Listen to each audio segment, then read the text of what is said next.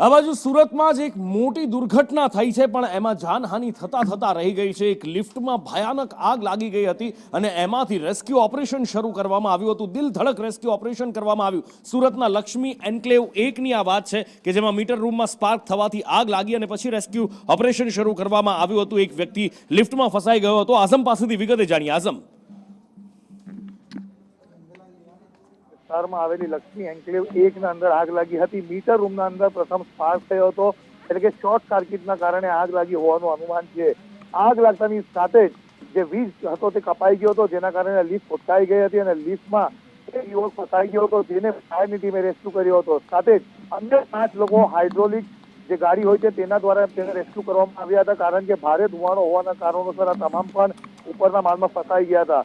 5 ટાયરની ગાડી ઘટના સ્થળે પહોંચી હતી। આગ પર કાબુ મેળવી લેવાયો છે। સદનસીબે આ ઘટનામાં કોઈને પણ જાનહાનિ કે ઈજા થવા નથી પામી। જી।